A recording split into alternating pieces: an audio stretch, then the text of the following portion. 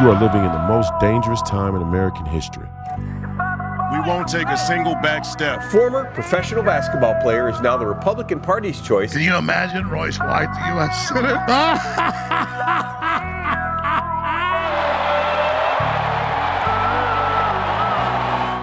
White won the endorsement on May 18th with 67% of the vote. There's nothing that guarantees we win, but I guarantee you if we lose, we will die.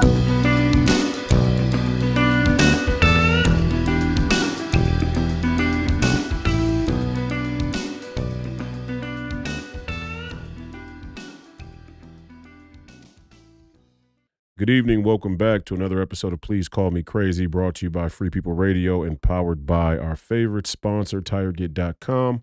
That's TireGet.com. You have to buy tires from somebody. You might as well buy them from us. Help fund the movement, help support the movement. We believe in the freedom of movement, and that's exactly what the establishment wants to take from you now. I'm your host, Royce White, here in the belly of the beast, Minneapolis, Minnesota, and this is episode 260. Today we have another incredible family and friends guest episode, or HEBROES edition. HEBROES. It's a HEBROES podcast. As promised, last Friday we had the great Professor Penn on. This Friday, what we talked about last Friday, the Jewish identity, anti-Semitism, Israel, Middle East policy, the Republican Party, a lot of insider baseball for Minnesota and Republican Party politics. This weekend we said we'd come back and talk about the trade deals, the tariffs, and the China relationship. You set that up, didn't you? And here we are. Welcome back, Professor Penn. Thank you. I'm so glad to be here. Yeah. We're playing to one of my strengths because I've been involved in, I was in China in 1993. Were you alive in 1993? I was too. Okay, great. Well, when you were crawling, I was saying Gambay and smoking chungguas at the meeting table in China. So I have some perspective on this. And for the viewers and listeners that don't follow the Professor Penn podcast, let me just say I'm what I call a reformed globalist. Pull that mic up. Right. I'm sorry. A little bit closer. There you go. You're good. Okay, we're You're cool. good. We're cool. Mm-hmm. So you know I'm a reformed globalist. Right. I mean, I just pulled out. Most nationalists are. Most nationalists are reformed conservatives. Right. That's really the path you have to take from liberalism, liberal conservatism, to conservatism, to what are we going to call this? Nationalism. Yeah. I think that's good. It's not a bad word. Well, it is a bad word. No, after World War II. They made it a bad word. The winners get to write the history. True. The Nazi Party was a party of the left. It was a socialist party, the National Socialist Workers' Party, but it was to the right of the communists. So they called it a right-wing party. That's a bullshit story. It was a socialist party. Yeah. But by placing it on the right and then calling German globalism nationalism, they defined the playing field for the next 80 years. Yes. We're just starting to break through right now. Right now, I said on my podcast this morning, I believe the magic bullet theory. I did. I'm a boomer. I believe. Yeah, it makes. If Walter, what are the three boomer fallacies? The three boomer conspiracies that most boomers believe. It's the magic bullet theory. Okay, I need to know the other two. The magic bullet theory. 9/11's one of them. Okay. There's one more in there that's just blatantly obvious. It's so ridiculous. I can't. Oh, the moon landings. That's it. You can't tear that one out of me. I watched it live and in color. The magic bullet theory, the moon landings, and 9/11. Okay. Those are the three boomer fallacies. Okay. Yeah. I have a hard time with that moon landing thing. Come on. Have you ever, wait, first of all. Yes, I have. Before we go on to China. Yes. Have you seen the moon landing videos now? Yes, I have. I know you were there when they happened. It looked very real at the time. Can you imagine anybody believing it's real now? I still believe it's real. You got to be kidding me. Well, I'm just telling you, we cannot start a podcast off with you discrediting yourself at this level. Look, I'm not saying. I'm not a flat earther. I'm not saying. Okay. I'm not saying I don't know. It's a bullshit story. I'm You're saying in your child heart you want to believe in my childlike heart, I want to believe that Neil Armstrong stepped on the moon. Yeah, and I want to believe that Tommy was the Green Ranger too, but he doesn't work, does it? Tobey Maguire, not Spider-Man. But my the moon landings look so. Look, I'm not a flat earther. I will say this: it's very difficult to talk about space because most people have never been. That's just the reality. Most people have to believe what somebody else says, which is why which gave rise to the flat Earth movement. Is they called out the obvious lack of personal firsthand experience when it comes to the interaction with space. Visual, confirmation that any given person would have. Most of us don't. We've never been to space. We have to believe the video that we see or the pictures or somebody else's third party testimony. So, but I'm not a flat earther. But I will say definitively that looking back on those moon landing videos now, there are so many instances where you can tell. With that flag waving in the wind? I'm not even saying that. Even the space station stuff that you see, after the moon landings, you can tell people are on wires in a studio. No, you can see the wires. You can see the green screen, blur of the wires, and there's times where a guy's holding an object and it's supposed to be, gravityless, and he drops the object and it drops straight down, And all I'm saying is it's an insult to the intelligence of the American people and people all around the world. Not that they don't have a good reason for it in their mind, I think. I think we need to go to radical transparency. I'm with Bannon when he says radical transparency, declassify this stuff, because it undermines the integrity of the institutions on a wide scale, at a sort of, broad level. If you could pull off, which they did, that level of deception, it would make you rather arrogant. For sure. About what you could accomplish in the future. Sure. Well, they kept doing it. I mean, it was just the tip of the iceberg. Really, let's say this. The greatest boomer lie is that the Federal Reserve is actually controlling inflation. That's the great boomer lie. Well, no. We're going to talk about that today with China and trade. It actually is controlling inflation. Yes, that works both ways. That's right. That bar door swings both directions. It's helping us with inflation. Let's say that. Helping us along. A little help for our friends. That's correct. So, I mean, that's the real deception. The moon landing is just a slap in the face, really. But it's the one that's most commercial. Got a lot of airtime. It's really hard on the boomers. It's really hard. I mean, just go back. Look, if you were alive then and you saw it then, just go and look at the videos now. And you can see, I mean, look at what the moon looks like. There's one of that's supposed to be the space shuttle looking back down on Earth. And there's this, what looks like a landmass, topographical sort of landmass. And there's supposed to be what are city lights. And they're just like big balls placed on the. Do you know there was a movie that was made? This comes to mind. But There was a movie that was made starring O.J. Simpson and James Brolin. Josh, they actually programmed in that the thing was a scam because the movie was the moon landing. It was a scam. Yeah. It was just a few years after the moon landing. Yeah. Yeah. Okay. So anyway. You've clarified that for me. Anyway. I'm just trying to hang on to it, man. Yeah. I want to hang on to something, anything, because everything that we believed was a lie. That's a hard thing. RFK Jr. is going to work right now on the vaccines, which you didn't take the vaccine. That was probably controversial in your cohort. I didn't take the vaccine. I just posted a video this morning on X with Melinda Gates saying, black people need the vaccines first. Well, that's great. They deserve to have the vaccines first. So the vaccine one is another huge, the polio, and I love when Dr. Pierre Corey goes, all of our propaganda about the polio vaccine was just that. It's a lie. It's propaganda.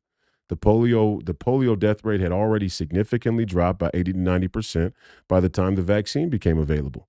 And the Amish community has very interesting numbers in terms of autism in their community. Now, some would rebuff that and say, well, the Amish community is self-reporting. So how can we say for sure whether these kids are autistic or not? Then you can make the argument the autism spectrum itself is kind of so ambiguous in its nature that it's kind of hard to pin down what autism even really is. But I would say, in my opinion, and I would follow the lead of Dr. Pierre Corey and RFK Jr. and many people in the Make America Healthy Again movement, the vaccines are having some type of adverse effect on the population. And that's become more and more widely accepted day by day. Now, in the Republican Party, I was there in CD3. Are you going to talk about that debate? I was there in CD3 2 years ago when it was supposed to be Schwarzy, Weiler, and Blaxel. And Schwarzy wasn't able to do it because of some military thing he had going on. Well, he got deposed. What? Yeah, and what was it? The Weiler campaign outed him in some kind of military protocol perspective, and he was recalled to his court-martialed. They didn't court-martial him. I don't know what they did to him, but he couldn't run. They took him off the playing field. It was some kind. It was corny. Which, yes, it was, and that left Weiler on the playing field with Blaxel, two scintillating candidates. And I don't like Schwarzy. I think he's a neocon too, but what they did to him was very underhanded, let's say. It was underhanded. It was a real bitchy thing to do, you know. They took him out of the play. And they took him out of the race, essentially. He went withdrew. back. He withdrew. He had to withdraw and went back to Hawaii. Right. And served out his whatever it is, his service contract. Yeah. And he's back. But anyway, I'm sitting at the CD3 debate. I think, were we sitting together? We were sitting together. Yeah, we were. With Blaxel and Weiler. Right. And I remember Blaxel going, these vaccines are dangerous. And you could hear a pin drop. He was trying to make a joke of it. You could hear a pin drop in that auditorium in CD3. Yeah, that was. Which told me immediately that the Republicans in CD3 at the time, I can't say where they are today, although your chair race a few weekends ago is a big indicator. But I'd say even we've moved closer to the MAGA, even in CD3, based on your race. Because we're making progress. It ain't what it was 2 years ago. It's not, and it's not the kind of thing that we're going to win in a year. Right. It's going to take some time. This could be a multi-generational fight. 8 to 10 years. Yeah. Well, I mean, we're talking about a third of the truth usually takes a third of the time to take hold as propaganda and lies. So the communist play is 3 generations to tell the truth. When people actually step up and speak it, have some balls and courage, and don't kowtow and dance around the truth, you can cut that time in about a third, I think. Because the truth is just resoundingly, it's just resounding. It resonates. It has disproportionate impact than lies. And when you see the truth, you're drawn to it, you right? You can feel it. Right. The lies you have to pack on and pack in by multiplied propagation. The truth only needs one motherfucker. That's why Donald Trump is who he is. He's just one fucking guy who stood up. Everybody thinks is a joke. But when he says something true, everybody kind of steps back and goes, whoa, that was true. The press is the enemy of the people. No doubt. First time he said that, people freaked out. They just freaked out like, how can you, this is kind of a communist kind of a formation, the enemy of the people. Oh, now people don't have any problem with that, do they? Hey, did you see what they said did you see the Fortune magazine? Well, it was their web platform, but their headline that the Vatican asked people to wear black in honor of the Pope at the funeral. And he wore blue. And they had a picture that was cropped in to make it look like he was the only one in blue. Because the people that were in that immediate, field of vision were wearing black. And there must have been only about 12 people in that cropped picture. And he was the only one wearing blue in that picture. You zoom it out to the full picture, to about like 5-6 rows, 10 rows across. Lots of different colors. About half of them were wearing blue. Okay. And see, that's what the mainstream media does, though. That's who they are.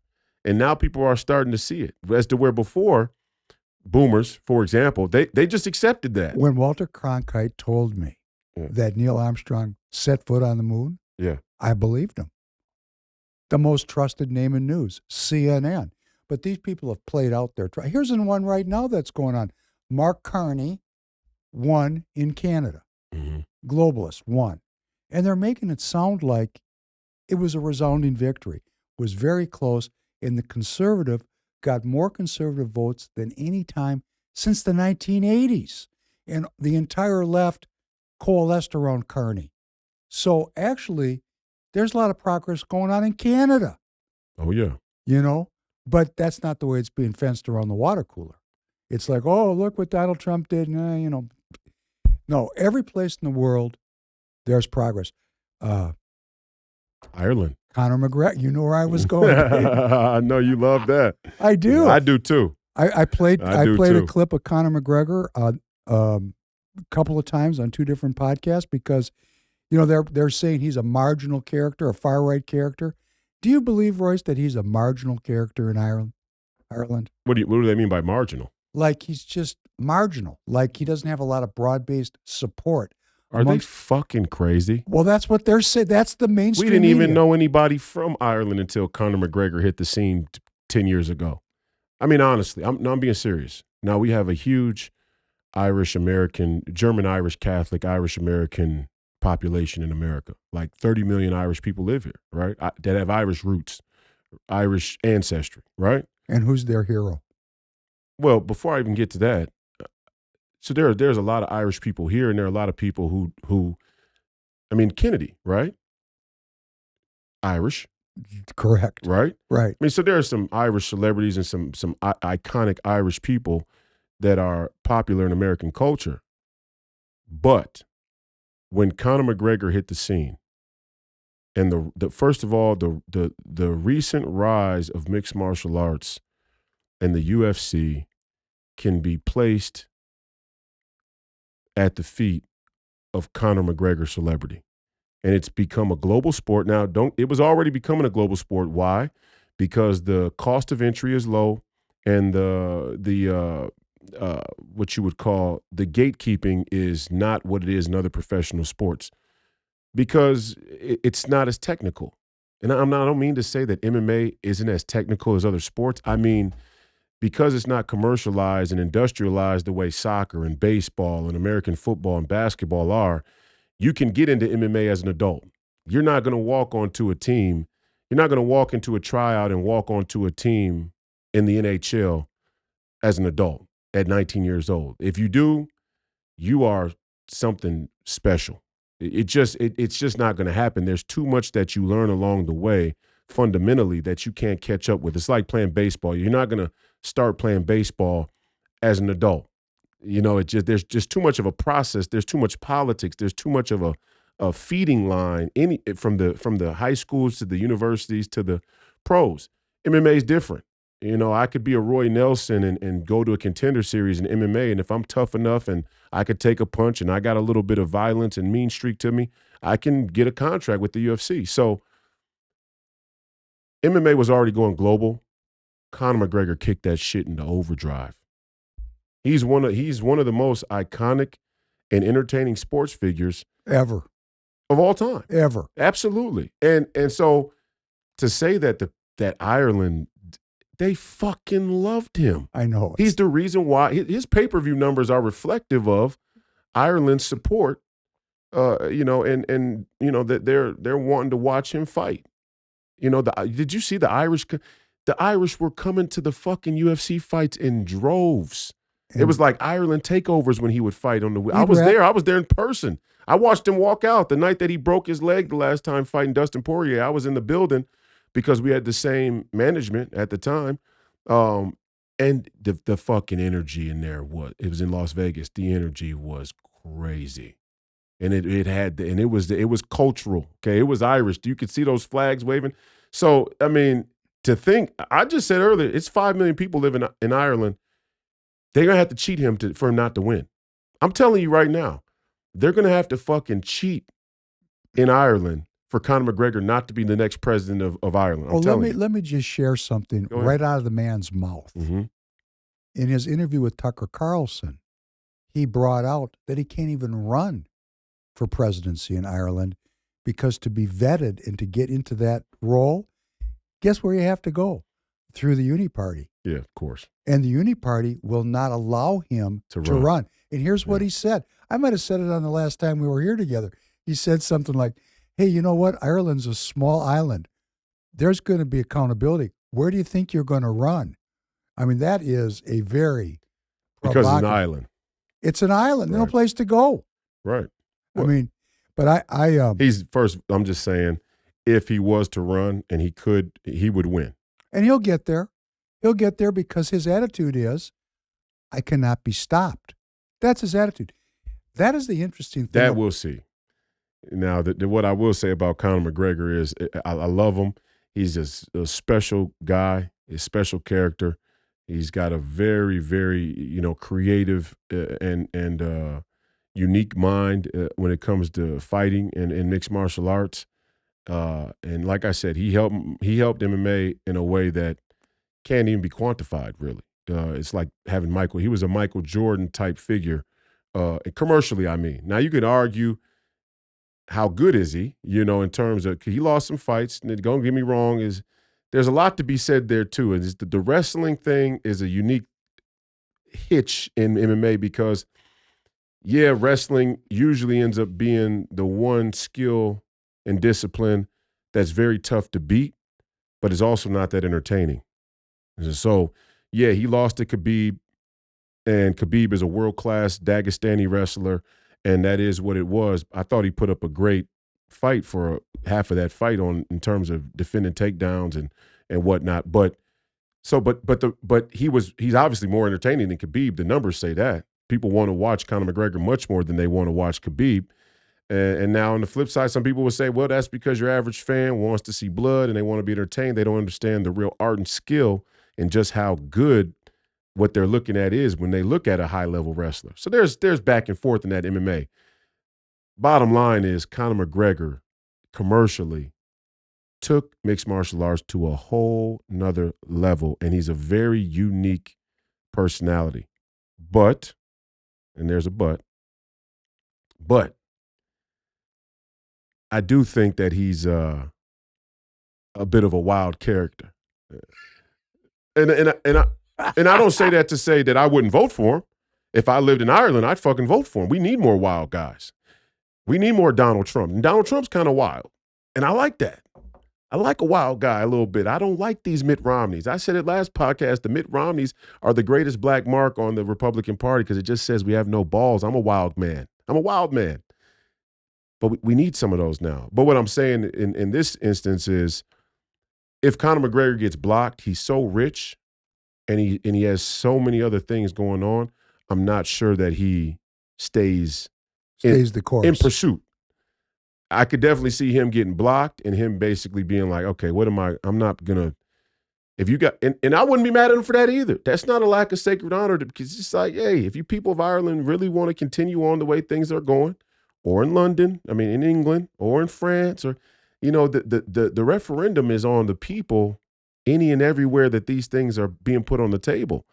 And if you let your government block a Conor McGregor for whatever bullshit reason they give, as he had a rape case or whatever the fuck they're going to say, they're going to use that. Well, that's really they're going to use that. That's a thin beef. It's a civil case with a £275,000 penalty. Yeah, but yes and no. To them, it's a thin beef, but every time a woman claims rape, it's going to be, taken. Oh, I get it. And I wasn't there, so I don't know.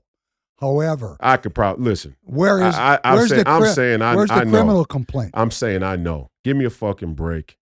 It's like the Mike Tyson one. It's just it's like Tupac. It's just like anytime. It's even like Harvey Weinstein. Now I thought Harvey Weinstein. We're gonna get to China in a minute, but I thought Harvey Weinstein was really a creepy dude, no doubt. Just his physical appearance was creepy. Yeah. He's fat. He's got the big jowls. He's unkempt. He doesn't look healthy. So he looks like a greasy, slimy kind of dude. But they were just fat shaming him. I'm just going to be honest. They were fat shaming him because the same things that they claimed that he did, if he was a more attractive man or a guy who was seen as having more, sexual status, not only would they have agreed to do it and not said anything, they would have lined up to do it, right?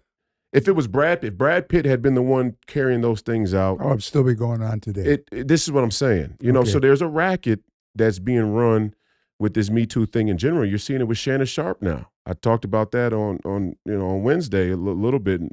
You see it with Shannon Sharp though, and there's this kind of sexual double standard still going on, not between men and women so much. I think that's kind of being ironed out, but it's more so what the public thinks that the standard is for their leaders and public figures sexually, and then how they live themselves.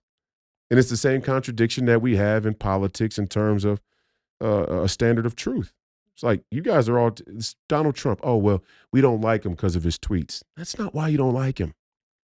Well, he's locker room talk. That's not why you don't like him, because you talk like that. Or he's, he was cheating on his wife. She was 3 months pregnant. Yeah, but a lot of you married guys are cheating on your wives. So, I mean, it's just, that's not why you don't like him. That may be a true thing, and it may be a legitimate observation, and it may be a legitimate criticism of his character, but it's not why you don't like him. And so we got to sort that out. Like Shannon Sharp, for example, do I really like his show? No. Do I like him? Not really. I think he's kind of a circus clown, to be honest. He's widely successful, which speaks to what the people like and want in this country. We like to be at the circus. Entertained. We like to be entertained at the expense of substance and at the expense of morality. And it's a jerk off. Part of the reason why we have a huge porn addiction. So, but if you have a porn addiction in your culture and young women are making millions of dollars posting pictures, pornographic pictures on OnlyFans, then of course a 20-year-old girl is going to say that she likes having a dog collar put on her. And of course, a 58-year-old man who's not married yet, not settled down, has money, has a lot of visibility, has a huge audience, and is famous. Of course, he's going to have his selection of a young 20-year-old girl who likes to have a dog collar put on her. And so the sexual perversion is going to go there. And it's not even, I'm not even judging people's kink. It's whatever you're an American citizen. It's like one time, I tell this story, I had a young woman say to me, ask me to choke her. And I go like, what do you mean? I mean, what do you mean like choke? Like gently choke, this was when I was younger, right? Like gently choke, no, I mean choke me till I'm unconscious. I'm not doing that. No. But this was 10 years ago. Okay, it's only gotten worse since then. Never forget, 50 Shades of Grey was the most popular book and movie in the last 10 years. Okay, and I only bring that up to say Conor McGregor will be railroaded by that allegation. And Donald Trump, they tried to railroad Donald Trump. It didn't work. Conor McGregor, much smaller country, much smaller sample size, much For sure. easier to manipulate. Shannon Sharp, he will lose endorsements, although they want to pay him money to drink cognac and talk like a wild man. And then when he gets caught on tape having some wild sexual interactions, like, oh, that's too far. It's like, come on. It's same with Donald Trump. Oh, he's a TV celebrity, The Apprentice. We love tuning in and seeing him be this, this sort of magnanimous public figure. Then if he's, sleeping with a porn star, it's like too far. All of you would sleep with her if you could. Let's just be honest. I'm just keeping it real. Am I lying? Am I tripping? We have a mutual friend who said to me, you know who this is? I'm going to leave his name off. Yeah. Good friend. He said, have you ever seen her? I said, no. He said, you need to check that out. Yeah. So what you're saying has an element of truth to it. Yeah. Right?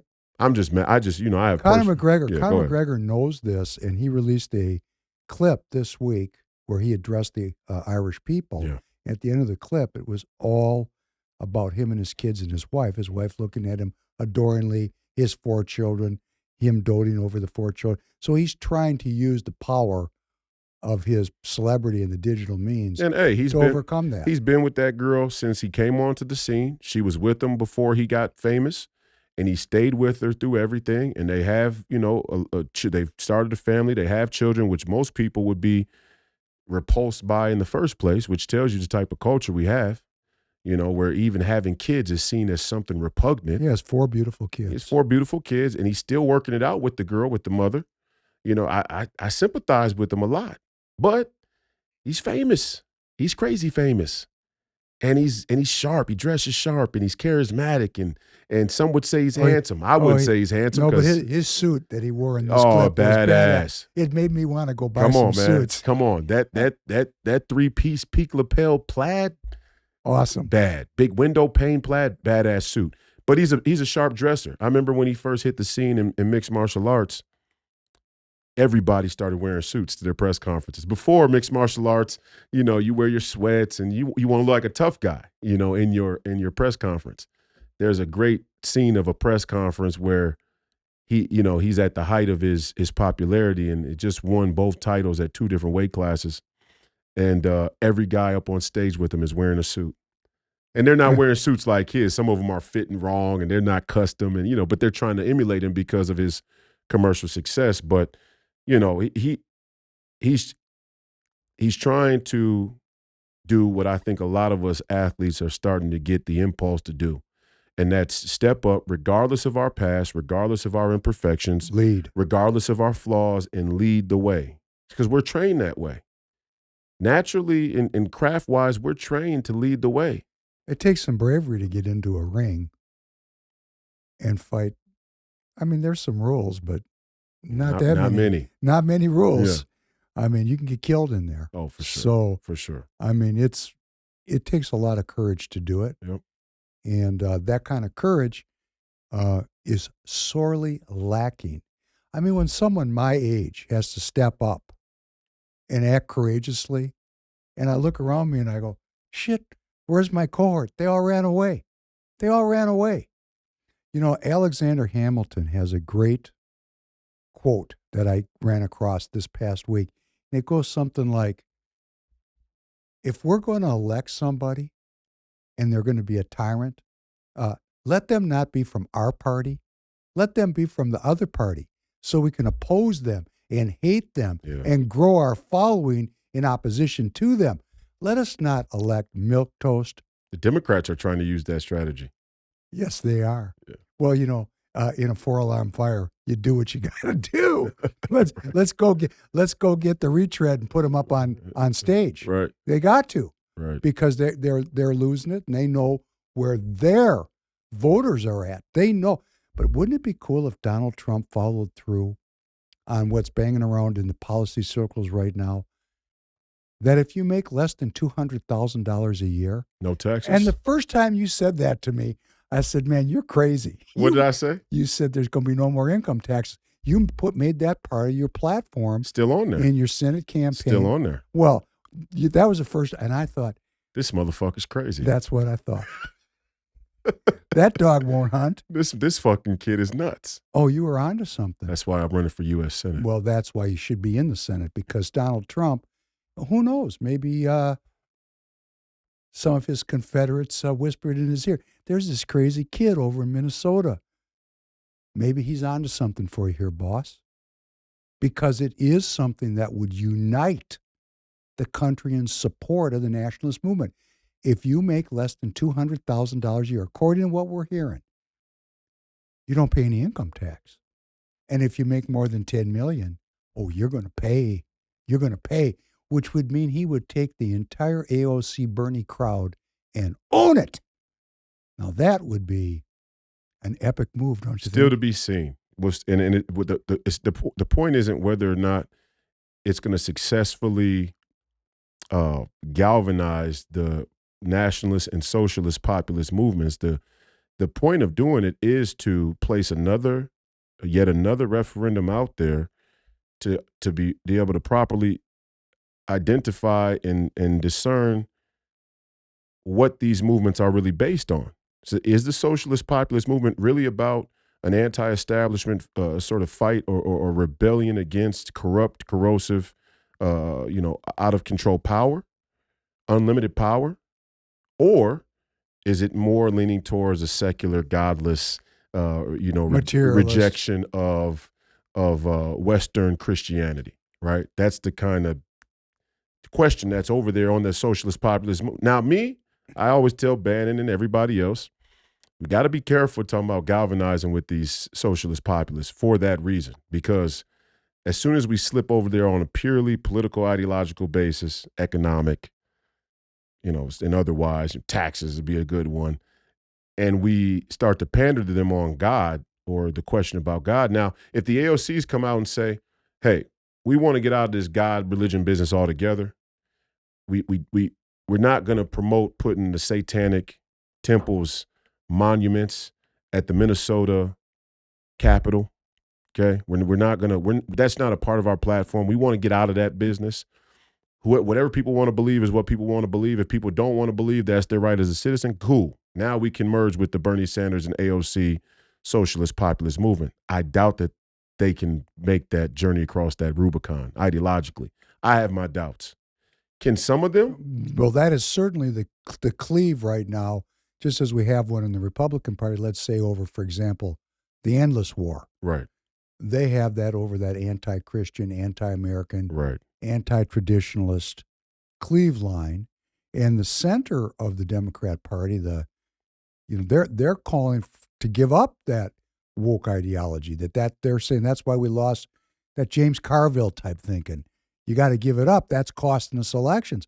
Well, we're in a period of political realignment. So, Nobody knows. Well, It's a jump ball. But let me tell you something. Yeah. The original monotheist jumped up, Abraham, out of a polytheistic population. Right. So, as we were saying, liberal to conservative to nationalist and possibly godless to God-fearing.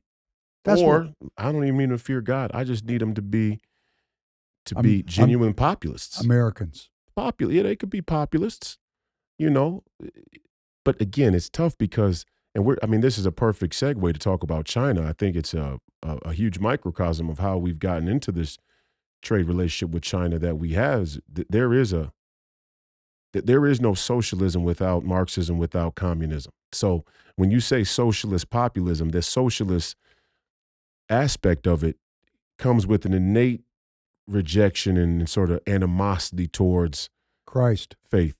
But, of course, it comes with a Trojan horse, and that Trojan horse is low prices. Right. That's the Trojan horse. Right. I've come to believe, and, this is a little bit like when you said to me, capitalism, communism, it's all the same to me. And I looked at you and I said, fucking crazy. What's wrong with this kid? And it turns out you're correct.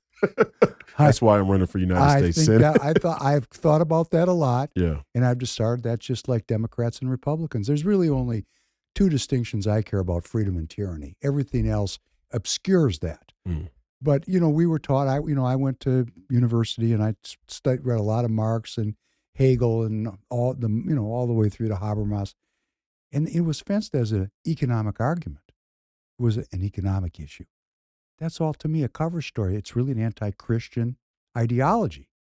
And so when you start talking about China, that Trojan horse of low prices, of one world economy, that's how they're rolling out one world government and worldwide godless, scientific, technocratic, bureaucratic, administrative tyranny. That's the whole scam of it. And, I remember so clearly, I was at a television store with my mother. It was like 1971 or something, like way back.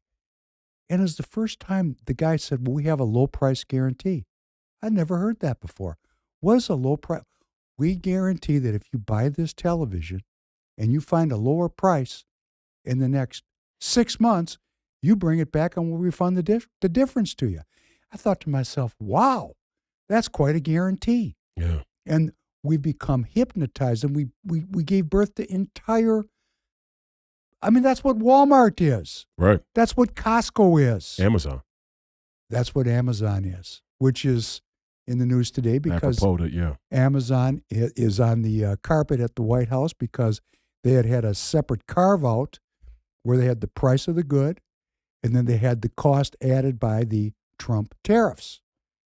And Donald Trump was not very happy about that. But let me just tell you, Jeff Bezos was not focused on Donald Trump. He was focused on Temu and Shine, because those two companies are communist Chinese companies.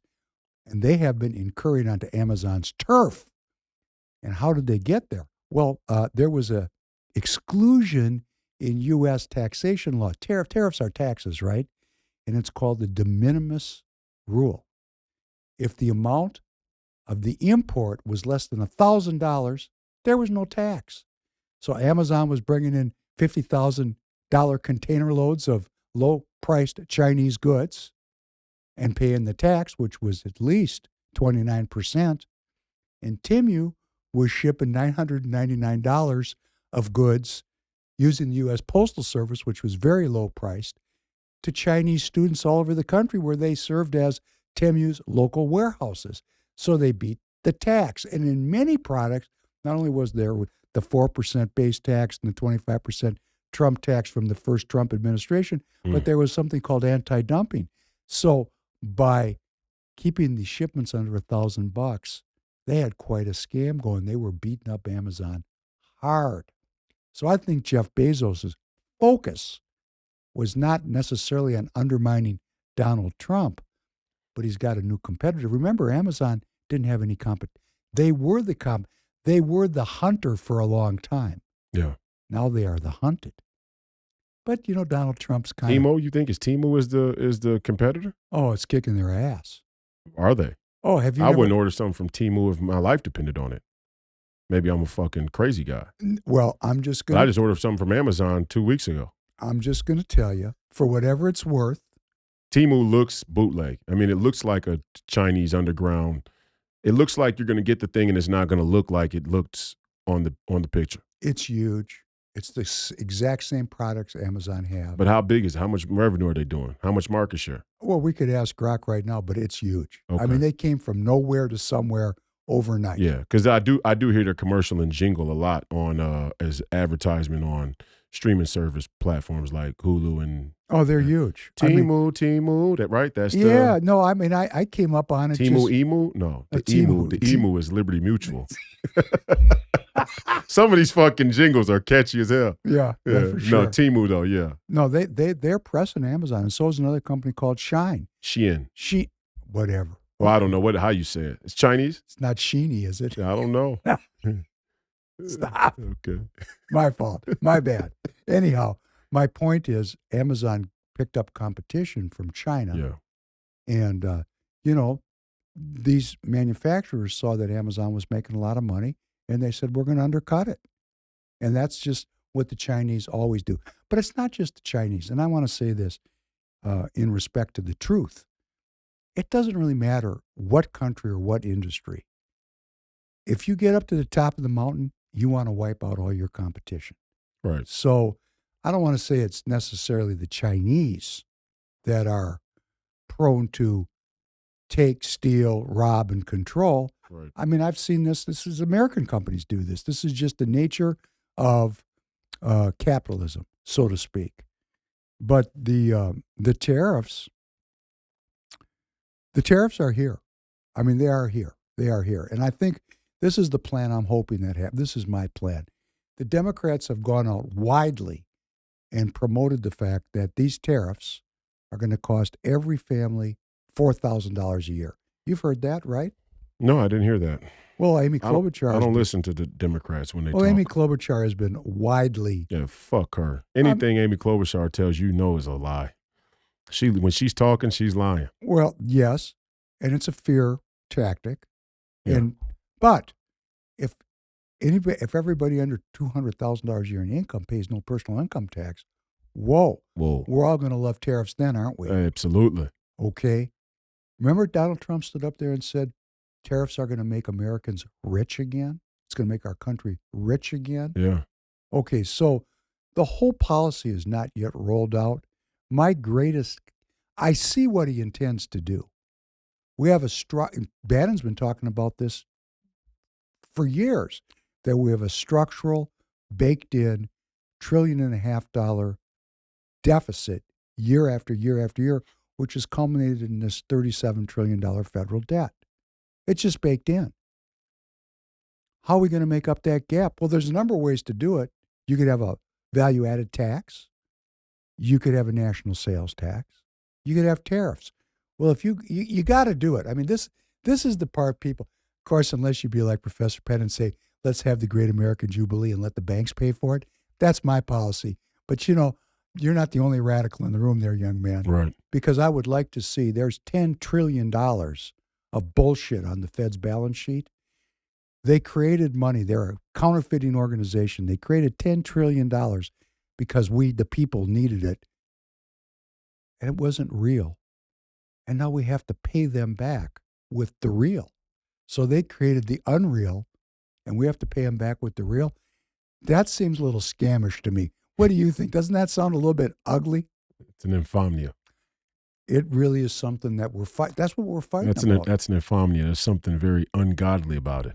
There is. It's called debt slavery. That's right. It's slavery. Yeah. Debt slavery.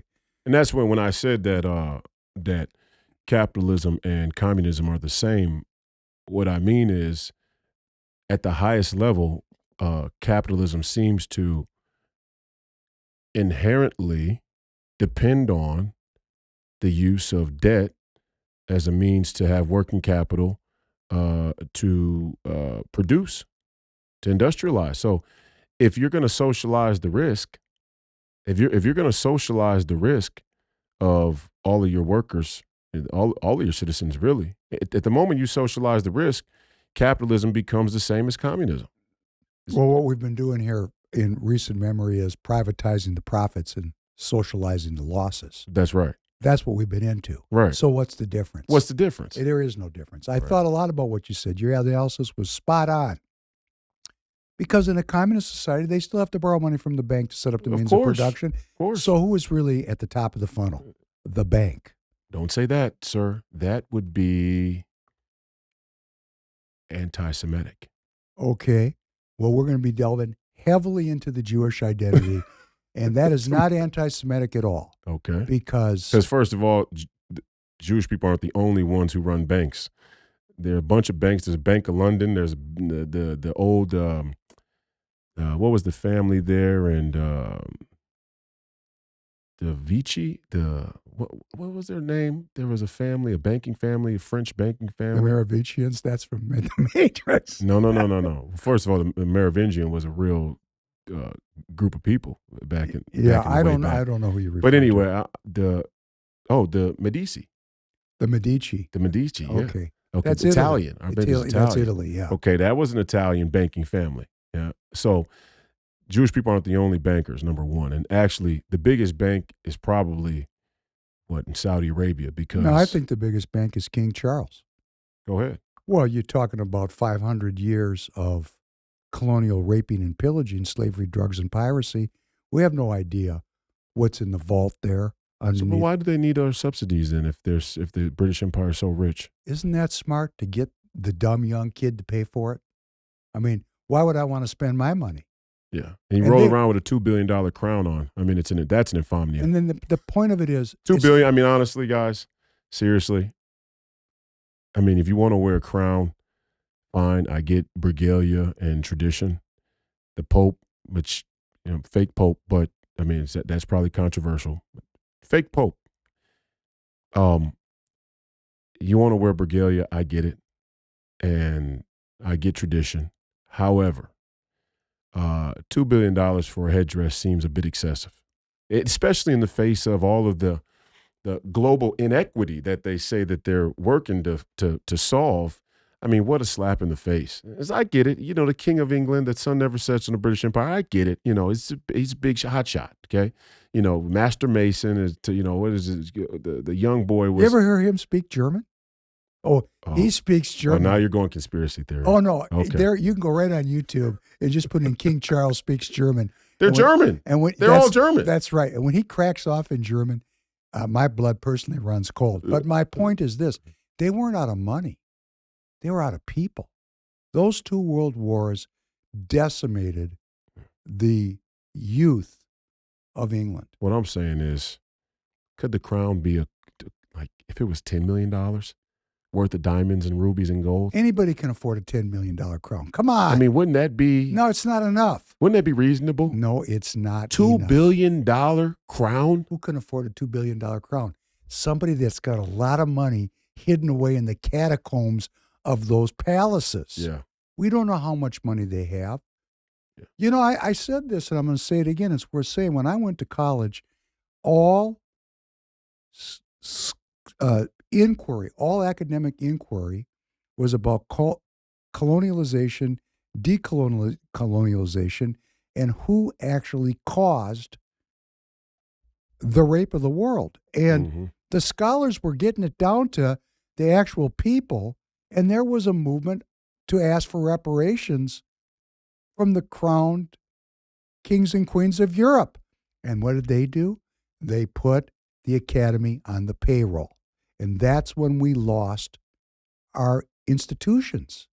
They saw. You mean they put the academic institutions on the payroll? Yeah, the universities. Because the free thinkers were saying, shit, look what these people did to the indigenous communities around the world. You sons of bitches, you got to pay for this. Which is legitimate. And see, this is one of the things that the right is going to have to solve in our political platform and diatribe is, yes, the woke ideology has become absurd, and they've used the LGBTQ to try and morph it into some strange kabuki identity politics. Fine, that's all well and good.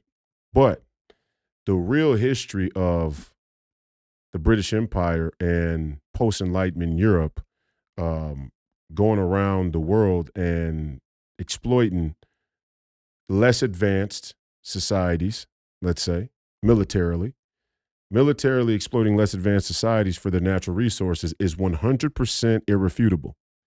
And so anytime you get, this is one of those Gordian knots where you'll get a leftist who brings up that point and then tries to extrapolate it and use it to say all white people are evil. Well, no, that came from the Crown too. No, I know. That's I know. totally from I the know. Crown. But that was their cover. That was why they got the academics on the that's payroll, right. To socialize the loss. Yes. So the profits could remain privatized in the catacombs underneath those What I'm palaces. saying is the right still doesn't want to, a huge part of the right still doesn't want to admit that. And then they get the Fuentes types who are out there on the further right who make the claim, no, this is all about rape. They want to defend that.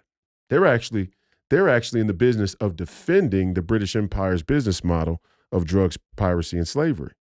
So, I mean, this is how twisted this shit gets in here, where we can't just have a common sense person that says, yeah, it was wrong for these post-Enlightenment societies to exploit the natural resources of these indigenous communities all around the world. And that doesn't mean all white people are evil. Like, we just can't say that. It seems like it's hard for us just to say that. You're saying it now. I can say it, but it's obvious. Yeah, but I'm telling you that there's a huge political friction, kind of attention that doesn't want to have that logical approach to it. Their thing is either all white, in the far left, it's no, all white people are bad. They are evil. They even go as far as to say that white people are genetically inferior. Okay, great. Okay. That will definitely elicit a response from Nick Fuentes. There you go. Perfect. And so they come back and they say, well, all you people would be living in the dark ages if it wasn't for white societies, which in some ways is true. In some ways it's not true. No. Because the Chinese had a very advanced society and the Egyptians had a very advanced society. And now we're finding out even some South American societies or civilizations that were fallen. We can go right down the rabbit hole of what is advanced. Yeah. I mean, that, technologically advanced. But there's other kinds of being advanced. So not to materialists. Though. Yeah, well, okay, good for them. Great. Yeah. But my point, this is a great segue to get into this China issue. Yes. Because the Chinese were a technologically relatively non-industrialized culture. The Indians were the same. So the British colonial enterprise took over India, took it from them. And look at what's going on now. We got India popping off with Pakistan. You can trace all that conflict right back to the British. Oh, yeah. But you go back and you take a look at the tinderbox, Kashmir. Kashmir is a tinderbox. And left to us by who? The British. Almost as if they set shit up to blow up down the road so they can make a comeback with the cash underneath the castles. Yeah. The cash underneath the castles. Yeah, that's a book. Well, it's a T-shirt. It's a series. God. But they went, and what people don't know, and I'm not speaking for the Chinese, as if I'm supporting them. I'm talking about real history that Americans don't know. China was colonized by many Western powers, including the United States of America. We were there as a colonial empire. The British, Hong Kong was a British colony, Macau. I mean, they suffered the worst of colonial exploitation, the Japanese. So they were at one time referred to as the weak man of Asia. Now, who would like to carry that around as a moniker? Yeah. That would lead to some reaction down the road, maybe an overreaction. But they suffered so much, and why were they colonized? They had gone through hundreds and hundreds of years of internal conflict. I mean, these people have a warrior culture. Talk about Conor McGregor. I mean, these people get down for fun. In fact, since I've been in China so much, I'll tell a little Chinese story. I don't like to, I'm not a drinker, as you know. We spend a lot of time together. How many drinks have I had all the time? We don't drink. We don't drink. And I'm not a smoker. And when you go to China, the first thing you recognize is that if you want to be with the boys, you got to drink and smoke. And it took me a long time to figure out why they demanded. I mean, and when I say that they demand it, they demand that you drink and smoke with them. I know 2 people who died drinking in China. Seriously? It's not funny. I mean, these are people I knew. That's the level of the drinking. They drink some stuff over there that is surgical anesthetic. By Joe. Damn. This stuff is deadly. Deadly. First time I drank it, I had a Vulcan mind meld with a Chinese guy. We couldn't speak the same language, but we understood each other perfectly. Took me about 2 weeks to recover from that drinking session. But when it comes to like smoking cigarettes, so a Chinese guy offers you a cigarette, a chunghua, and you say, I don't smoke. And they get really mad about it. Well, I'll tell you why. If I don't drink with you or I don't smoke with you, I'm denying your right to prove to me how badass you really are. So it's just this constant kind of machismo, which is familiar to me because I grew up in the 50s and 60s, and the same thing functioned then. But the Chinese were colonized because they had hundreds of years of internal conflict. They were weakened. Their culture did not industrialize, and there was some purposefulness to like the Japanese. They didn't want the gun in Japan. You know that story, right? Right. So they got samurai. They got colonized. There was a rebellion in 1898. It was called the Boxer Rebellion. The Chinese kung fu martial artists came out of the temples and attacked the British, and they thought they were invincible, that the bullets could not kill them. And they found out they were wrong. So, it was a cultural coming alive, and that led to actually a Republican movement in China, like we have the Republic of Mexico, the Republic of Ireland. Well, there was a Republic of China. The Republican idea where each person is a sovereign of their own life. That was a new political idea. You're not a feudal serf. You're not a peasant. You're a citizen. They tried to get that off the ground. It didn't make it because the inertia of Chinese culture, the inertia, just the acceptance of the billion people of servitude was so baked into that culture, communism prevailed. Well, it found fertile ground there. Yeah. And when the communists took over in 48, China was so poor. It was so fucking poor. The famines. And of course, Mao kept the people poor because, that was easy to control people. The feudal model that the WEF has in mind for we the people. That's what the inflation that you were talking about since 1913. The Fed is the manager of inflation, making sure that over time we're all poor. Progressively more poor, so we have to be dependent on the government. Progressive is world government. Progressive is the perfect word. Progressively. Yeah. Progressive education, progressive inflation. Progressively shit. Well, you're going to be a slave again. You're going to go back to where you were before the Republican philosophy started. People don't understand. That's why Klaus Schwab says that libertarianism is the sand in the gears now, right? In his Herman Kahn-esque speech, he's like this challenge to the system, this thing that we can't overcome is libertarianism. It's just Freedom. A snag. He's like, it's just this thing, this troublesome thing, these rebels. They consider themselves libertarian. He says it. He's like, first of all, where'd you even get the idea libertarian from, you Swiss Nazi scumbag? There are no libertarians in Switzerland or in Nazi Germany. But none left. But there's none left. But that tells you that the American libertarian edifice is being recognized all around the world as a real danger, like you're saying there in China. It is the microcosm of what they want to do to the whole world. But keep going. Well, I mean, you had kings and queens all over the world. What were they called in China? The emperor and the empress.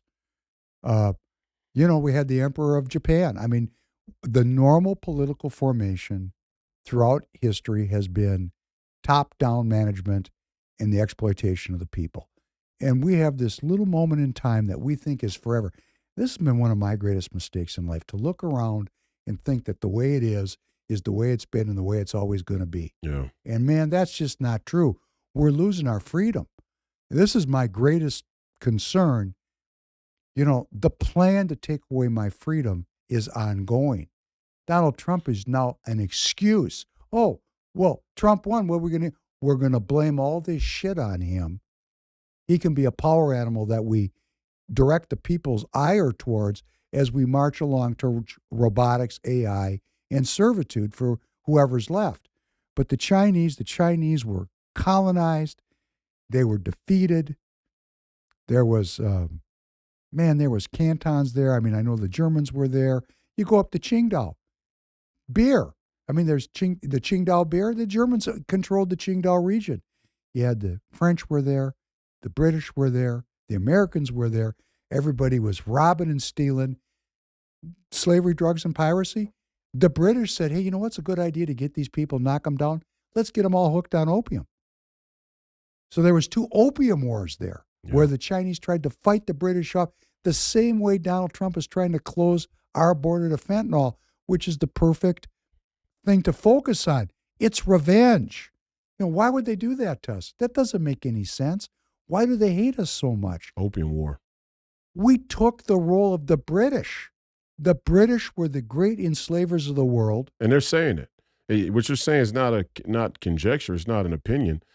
The consensus that Russia drew upon when they went into Ukraine, the global consensus that they drew upon, the narrative is that America is the evolution of the British Empire and Western post-Enlightenment European society. He called it the Anglo-Saxon Empire. He actually said it. He said it. He said the quiet part out loud. He did. And people must have said, what does he fuck mean is by he mean that? by that? What is that? Yeah. Well, he's just hearkening back to what happened after World War II. Right.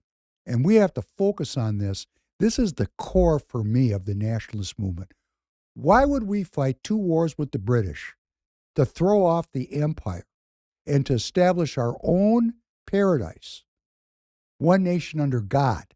Because these sons of bitches are Darwinian. The whole Darwinian edifice is to justify robbing people.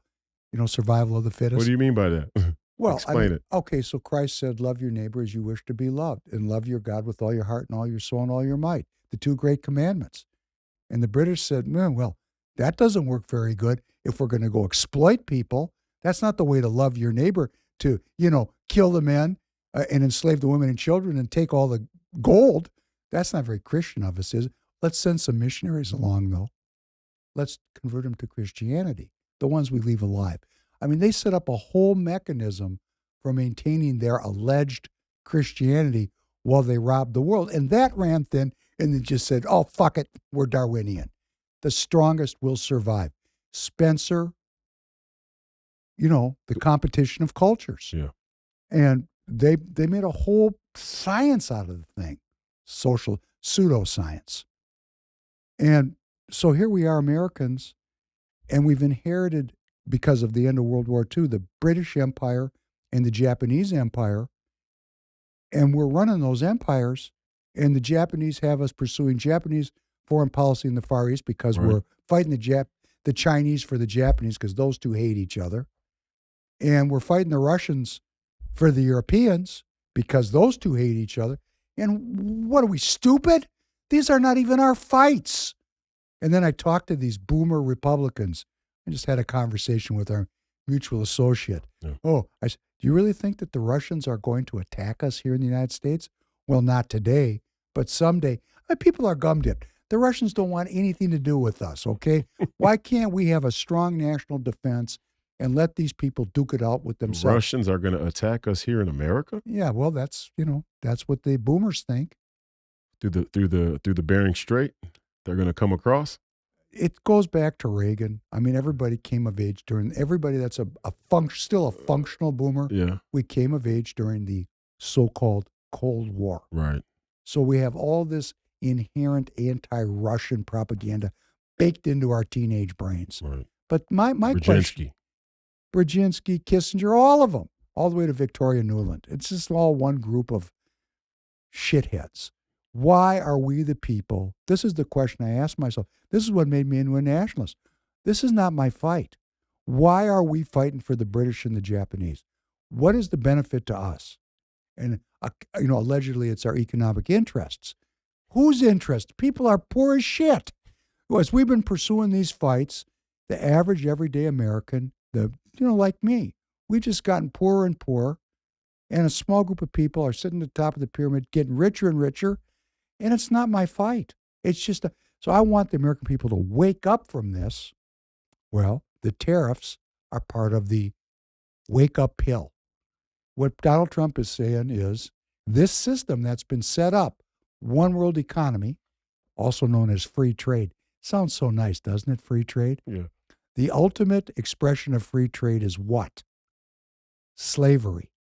The ultimate expression.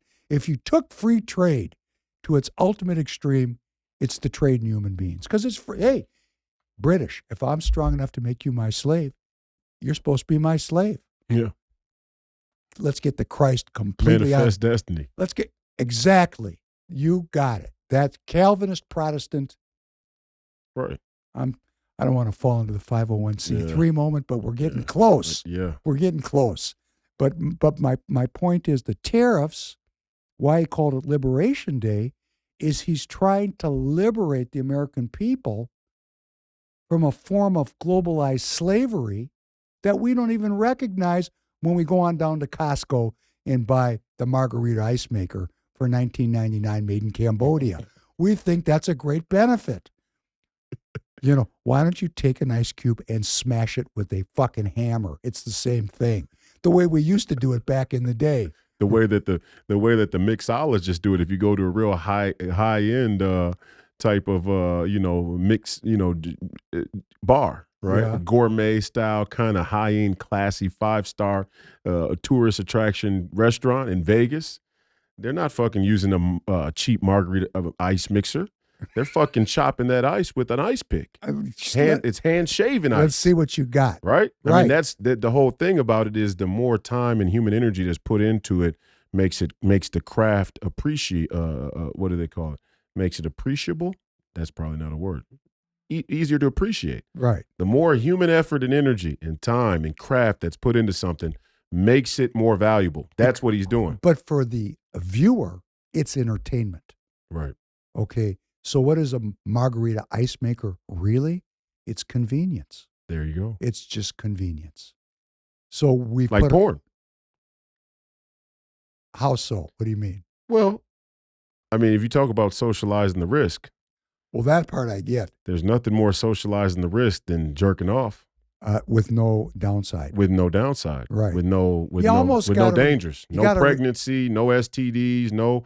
You almost got to respect the guy who goes out and. I was going to say that. Go ahead, say it. Well, yeah. I mean, we got this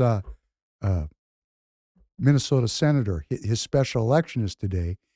Eichhorn, he got arrested for, I mean, it was terrible because it was an allegation of child sex. Pedophilia, yeah. Yeah, I mean, That's terrible. different. It's different. But my point is, this cad was actually out there in human flesh taking a risk, and he got popped. I mean, there's people sitting at home jerking off to these images, and, they're hard to catch. It's just wrong. We've lost that's a bad example. Well, it is. It is. That's a bad example. No, it is. My more example would be Donald Trump. Let's say that he actually did have sex with Stormy Daniels. He claims he didn't. I wasn't there. It doesn't really matter to me. I'd vote for him even if he did. Doesn't have any bearing on. It's not my business. Doesn't have any bearing on the policy war and battle we're in for this country and for our freedom. Really, and in fact, if I was going to look throughout history and enlist a badass motherfucker to lead the charge, most of them were what you could call carnivorous when it comes to women. And I don't mean they actually ate them. I'm just saying that Another bad example. Another bad example, yeah. No, what you're saying is they have appetites because to be a leader. Well, not just, the universe has a law of attraction, right? I mean, there's one thing that's been scientifically proven. This was incredible when I came across this, that when people, they did an experiment, when people talk positively to plants, they grew. When they talk negatively to the plants, they died.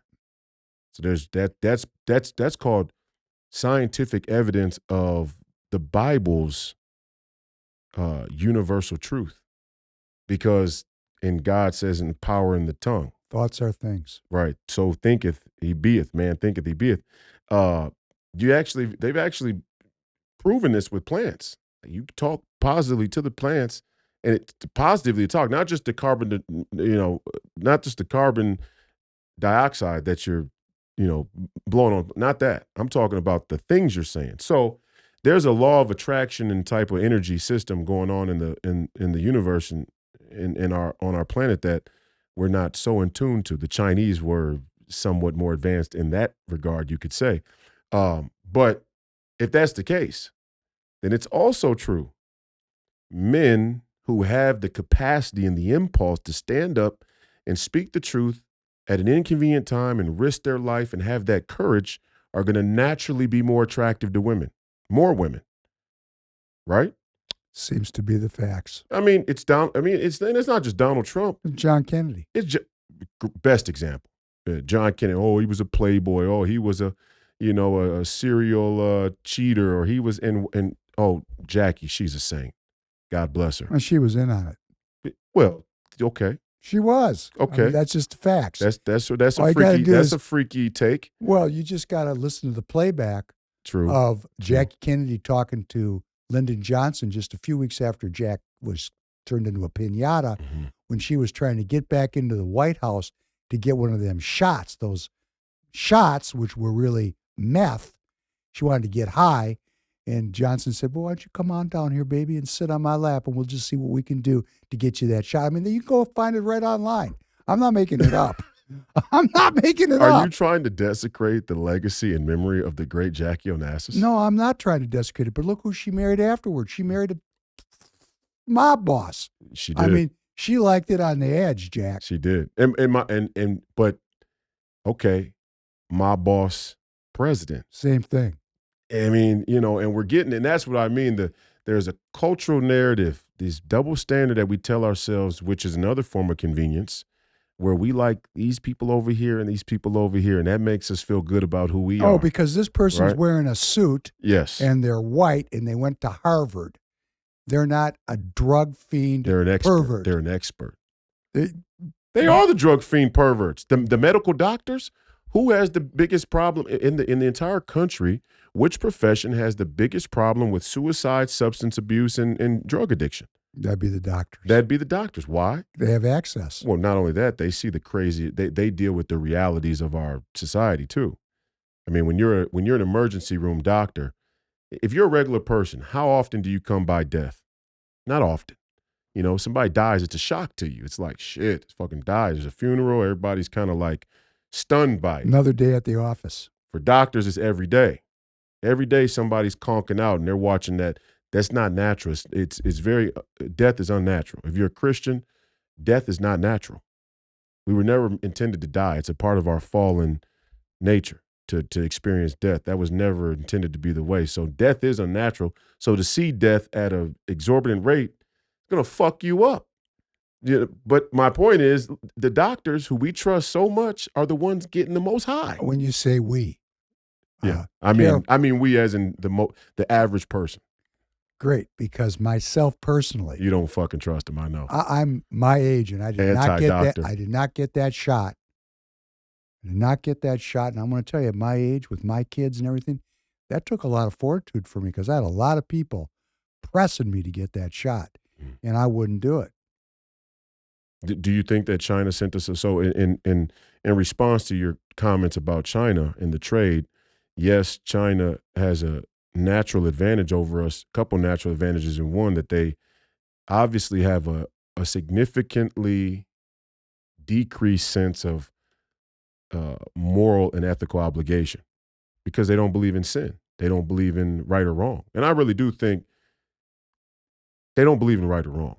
There is no right or wrong. Let's slow our roll. All Slow right. down. It's the same thing like we have here. Only it's worse because they have a dictatorship. But then again, so do we. And I didn't mean the Chinese people. I mean the CCP. The CCP, as long as They we're don't talking, believe in right or wrong. as long as we're talking about the scumbags that go into quote unquote public service, Yeah. which the public needs to bend over so these scumbags can service the account. You know, these people are the same the world over. We are taught that voting is the discharge of our civic obligation. That's a scam. We're supposed to self-govern. Anytime we leave a void, it's filled Tyranny, by yes, corruption, government. and the people are terrible. And we have, you look at these people, they're wearing suits and they're wearing American flag pin lapels, and they got the beautiful wife and the kids, and they were in the military, and they graduated from Harvard Law School. Disgust me. And they're fucking fiends. Yeah. To graduate It's from, like Coburn. What's your boy's name? Huh? Josh Coburn. Oh, Josh Coburn. Yeah. It's like him. My boy? You can call him my boy. That's your boy. No, he's not my boy. That's your boy. Don't start with That's me your on boy. that. The first time we got together on the weekend, and we met in a group, and Josh came in there with that yuppie liberal, effeminate tone.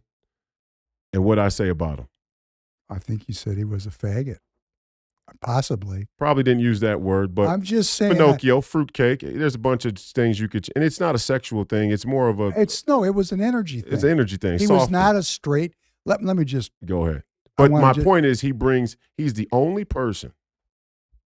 He's the only person in all of the Republican establishment here, and in the Republican Party in general, that I've seen bring a baby stroller consistently to every single Republican event. Did I tell you before? How ridiculous. And don't get me wrong. If you have to bring your kids, you can make an argument, hey, the civic duty requires that, hey, even if I got to bring my kid, I'm going to come. But you can't convince me that every single time you needed to bring your kid. So now it's starting to feel like it's some type of show. And that's what it is. It's this kind of typical, kind of prototypical Republican. I got the wife and the kid. I never thought of that. It was a show and tell story. Of course it is. I didn't get it. I'm sorry. Thank you for bringing it to my attention. Before you ever said to me you wanted to run for U.S. Senate, he said to me at one of those Saturday mornings after you said you weren't coming anymore, Right. He said to me, no one should ever run against Amy Klobuchar. She's so good for the state of Minnesota. And he's writing the rules for the Republican Party of Minnesota. Do I need to say more? Not really. I mean, that kind of says it all, doesn't it? It pretty much does. Right. I don't even know why we need to talk about China. We might have to go back to the fucking rhino. No, I'm just kidding. Well, this rhino thing is a China thing. It is, because what we're doing here is defending the order, right? The post-World War II Democrat liberal order, which Donald Trump is systematically deconstructing, and he went right after the heart of it by trying to end this system of free trade. And what he's saying to the American people is, can you deal with a little hardship? I mean, he's really depending on you, the listener and the viewer, to endure a little hardship. Not a lot. A little. It's not like you're going to go on down to the grocery store and there's no food. But you might go over to Costco and some of the shelves might be empty. Some of the hard goods that you're used to buying might not be there until the supply chains can readjust and resupply. And will you pay more to maintain your freedom? That's the question that is unanswered. That's why you say it's not a referendum on you, it's a referendum on the people. Absolutely. Are the people willing to go through? Hey, I'm just a guy in a T-shirt. Yeah, I'm not a politician. I'm not a statesman, but I will tell the truth, and I will tell the truth at almost all costs. And we need some people like this. Donald Trump. Maybe us guys who are just impulsive enough are the people that we need at this time, who throw caution to the wind. At this sort of Mahatma Gandhi was dead on when he said, multiplied propagation doesn't make a thing true. Just because a bunch of people say it doesn't make it true. The truth is universal. It's in and of itself. Something you have to struggle to find. That's right. And so maybe we need that impulsive guy. Maybe we need the Conor McGregor. Is he a little impulsive? Yeah. Did he take a dolly and throw it at a bus and the glass shattered and a couple people got glass kicked in there? Yeah. Is he a fighter from Dublin, Ireland? Is he an alley cat? Yeah. We need some scrappy alley cat guys. That's what we need more of them. I pray to God that 100 Conor McGregors, I'd take Conor McGregor 100 times out of 100 with no equivocations before I ever listened to, was governed by a Mitt fucking Romney. I'm going to tell you all a story now. This is a true story about Royce. This is a Royce story because Royce and I spent a lot of time together. One time we were walking out of a political meeting and they didn't really assault me, but they knocked a bunch of stuff out of my hands. I mean, we've been in, it wasn't a scrape, okay, but we've been in some places where people have gotten pissed off. Ornery, yeah. And we came around a corner, speaking about Conor being impulsive. It was just me and Royce. We were dressed up in suits. We were going to a dinner with Donald Trump. Lincoln Reagan dinner. The Lincoln Reagan dinner before the 2024. Before the Minnesota GOP state convention. Right. And we came around a corner to just talk. I mean, this is the if this had been filmed, Royce would be president. I'm too young to be president. It was that good. We came around a corner and we found ourselves in a crowd of, I don't know, would you say 30 or 40 full Palestinian protesters. Yeah. But of course, me, with my background, when you see a kafaya and people are protesting for Palestine, we're not taking any chances if they're real or Memorex. You have to assume this shit's real. Memorex. And Royce was cool about it. He said, "You need me to preach to you?" Because somebody said something to him. Somebody recognized him. He said, "You need me to preach to you?" And he was really in good cheer about it. It was said in a very lighthearted way. And somebody said something ugly. And Royce went from 0 to 100 miles an hour in a second. Yeah. And he waded into this crowd of protesters, allegedly, supposedly, potentially violent protesters, and he challenged 40 people to a fight. I mean, this is what you would call impulsive. And I found myself, and there was a time when I could fight, and there was actually a picture of us in the paper where I had your back because they were creeping around behind you, and I creeped around behind you to hold, head them off. But this is the kind of impulsive bravery to take on the forces of the left. And then it was just like that movie with Alonzo. I thought so. He challenged them all to a fight. Nobody stepped up. I thought so. Yeah. And it was great because that kind of bravery, without that kind of bravery, how are we ever going to get the streets back from the left? As another good segue to what we're talking about now, how are we ever going to get our country back or our economy back from the globalists or from China? What Donald Trump is doing is that same type of bravery. He's saying, I could choose a different way. A butler bravery. There's an easier way.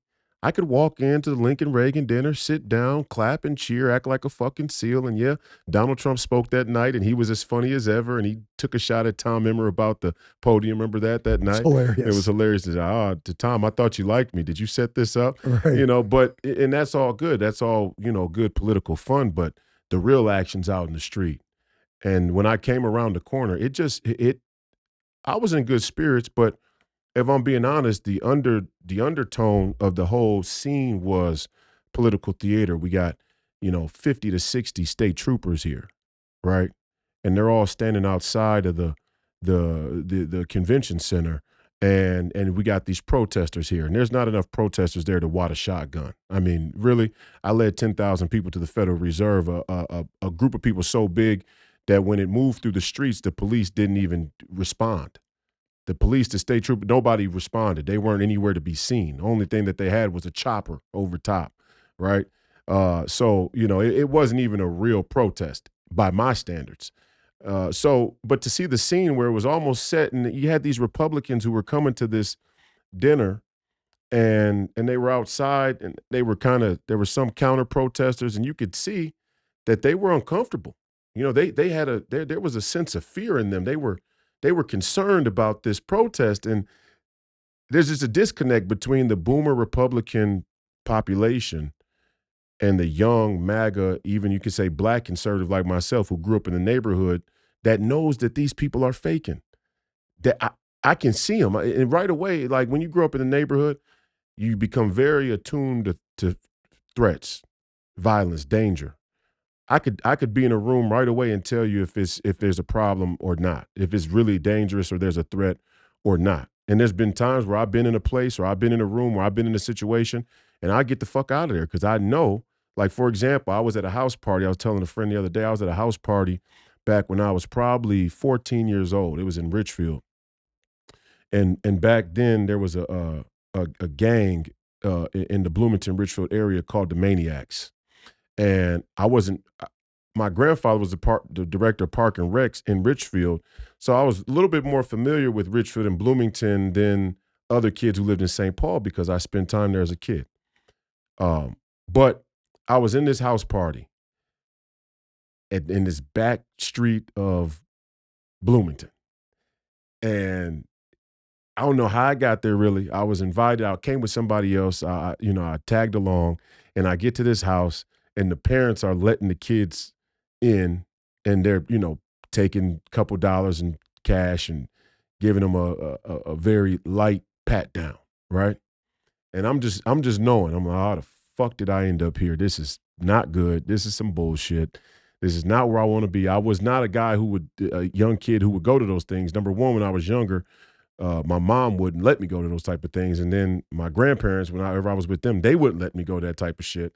So here I am, a little bit older, on my own, kind of, making my own way. And I walk into this park. Anyway, long story short, a group of kids come in, young black kids, and they're all masked up. Now, this was 20 years ago.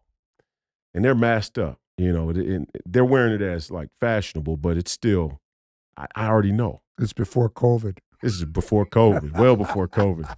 But I already know what it is. And sure enough, I'm sitting in there, and I don't know them. They probably don't have a problem with me, but I know that I understand the situation. There's going to be a gunshot let off, and somebody who isn't involved in the situation, innocent bystander, is going to be the one to get shot and killed. I already know. So I get the fuck out of there. I get up, and I tell the people I was with, hey, I'm leaving. Let's get out of here. And they were like, no, we're staying. We're good. I said, okay. Cool. All right, you stay. I'm out. I'm walking down the street because I came with somebody else. So I'm walking down the street now by myself. And sure as day, 8 squad cars fly by me, going right to the party. They had kids that came in, drew a gun, shot went off. There was a bullet in the closet door. You know what I'm saying? So you grow up learning about danger.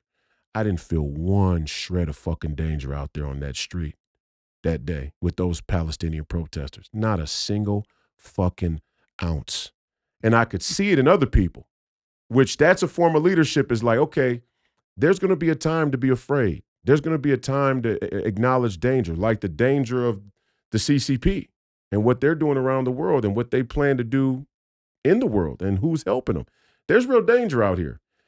These faux Palestinian protesters and Antifa, LGBTQ activists, they're not a threat. So for, the Republican Party to constantly use them, and I only bring this up really because the Fox News, the Alpha News, the Tom Emmers, and all these other neocon rhinos consistently use BLM as a justification for the Republican Party not to have an in-the-street activism. And it's corny. It's corny. It's weak. It's cowardly. It's pussy. You guys are pussies. Because how did they react when I challenged them all to a fight? Like sheep. Like I had an invisible force field around me. They wouldn't come within 20 feet of me. Oh, you challenged them. Because they didn't want to fight.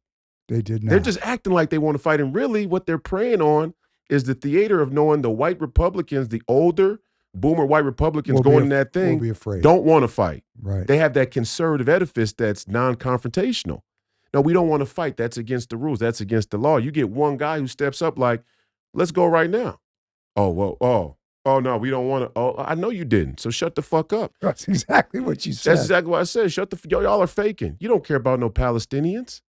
You're paid. You don't care about the Palestinians. How are you going to tell me you care about the Palestinians?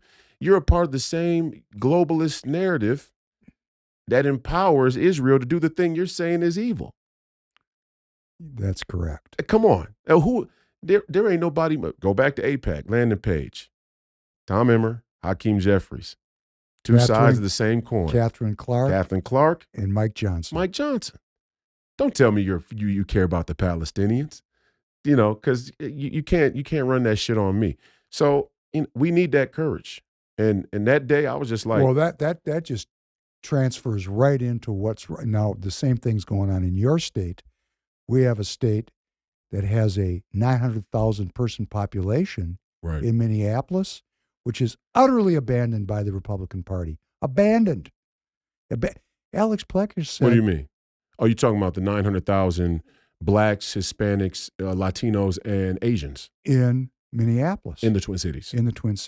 Right. For everybody who doesn't understand, Minnesota is a purple state by nationwide standards. It's deep blue in one place. It's thinly blue in the outstate, in the farm community too, the ag community. We saw that last election. There were some counties that I won out of what was it? 80-some counties. I think I won 67 counties or something like that. The vast majority of counties in the state, but in those counties even, there was some 60-40 splits for Klobuchar. So even in the most rural parts of Minnesota, there's still some people voting for the liberal white woman. And why? I'll let you decide that on your own. You come to that conclusion. I could tell you, but you might not like my answer. But it's mostly deep blue in the city, right? In the Twin Cities, in the greater Twin Cities metropolitan area. In that area, the margin between Trump and Kamala was 200,000 votes. The margin between me and Klobuchar was 400 to 500,000 votes. And let's not pretend that the elections are clean in Minnesota because they're the furthest from it, so the count is already suspect. But just even theoretically, 500,000 votes split, there is 950,000 blacks, Latinos, and Asians living in the greater Twin City area. And I personally heard, as a witness, Alex Plecker lay out his strategy for Minnesota was not to talk to those people. But he said there's Republicans in there that have become demoralized, and we have to find those Republicans and get their votes. If we could just move the needle a few points, the state would go red. No effort to evangelize, to work with the community and say, what can we do for you? Can we listen to you? What are your grievances? How can we work together? This is so deeply frustrating for me, and I'm going to just, stay at it. Well, and to go back to our conversation today, a very, very viable message that we could take down into the inner cities all across the country as the Republican Party is to educate them on the truth about the economic trade that has crippled this country. Sold out all their jobs. And I posted a video on my Instagram of a young black man. I told you the other day, a young black man from the neighborhood hit me up and said, I love when you talk about the Uyghurs. I can't believe how much all of these folks are pro-China. They don't like black people. They don't even like the Muslims in their country. So there's a fruitful ground right there to fertilize, to talk about China and trade and economics, but they don't want to do it because they're in on it. Well, that's the whole. Would you consider Tom Emmer to be pro-China or a China hawk? Oh, he's pro because he's a globalist to the maximum level. Is Vin Weber pro-China or a China hawk? Pro-globalist. Yes. Pro to the max, globalist. Yeah. And that's that. So that's why they can't go into Minneapolis, because the only thing you could tell a young black man in Minneapolis or in Detroit or in Atlanta or in we want your jobs back. We want here. your jobs back. And here's what we got to do. And what they that's can't gonna, do it. Well, no, because that's going to require someone living out in Plymouth to pay an extra 30% for the margarita ice maker. Right. I mean, and the sacrifice of that margarita ice maker is the entire inner city population. Worth your freedom? Oh, it's just awful. When we talk about it at this level, I don't think we've ever really connected at this level. We talked about this is the best HEBROES we've ever done. We're going all the way to the gristle. Well, this is it right here, man. It is. We've sold out our fellow citizens for a cheap ice maker. I mean, it is so monstrous, and it shows the incursion of godlessness, faithlessness, materialism, Marxism into the hearts of every Christian living in the 501c3 district of wherever you live. There's a great scene that encapsulates this in the movie American Gangster, and it depicts Harlem drug lord Bumpy Johnson at the end of his life, and Frank Lucas, who's played by Denzel Washington, he's the valet, you could say, the driver of Bumpy Johnson, the legend, the up and comer. He's the up and comer, and Bumpy Johnson is going into what was then a electronics store on the corner, and there were all of these TVs in there, the Mitsubishis and all these, different new type of manufacturers. And Bumpy Johnson has a heart attack right there in that. Oh, I remember that. Convenience store. Yeah. And Frank Lucas, played by Denzel Washington, goes, "Somebody help. Call an ambulance." He's yelling in the store, "Call an ambulance. We need some help." And Bumpy goes, "Frank, don't worry about it. There's nobody in charge." And right before that, he was talking about the outsourcing of manufacturing, because Bumpy Johnson's whole story, there's a great series of Godfather of Harlem that kind of depicts Bumpy Johnson as this, you could say, vanguard of Harlem, as a place that, he worked diligently to keep from being gentrified and overrun by corporate incursion and, basically what Brooklyn became now, Dumbo and places like this is completely gentrified. And I'm not saying that, that's a whole different conversation, but the streets of New York are crazy, where you got homelessness here on the sidewalk of a building that most people can't even afford to live in the apartments. And you wonder, well, how did you get this mix of, usually, okay, the poor people were living in a poor part of but now the poor people are just scattered everywhere, and it's brought the overall value of everything down, except for the people who own the real estate, because they can still charge the renters an exorbitant fee based on the luxury of the appliances inside that are made in a different country. I hope everybody could follow that. I mean, it's just, you're still getting raped. I mean, if you're a renter in New York City, in Dumbo, oh, look at this luxurious apartment building. You're getting fucking raped. You got to walk out and crawl over, trank addicts.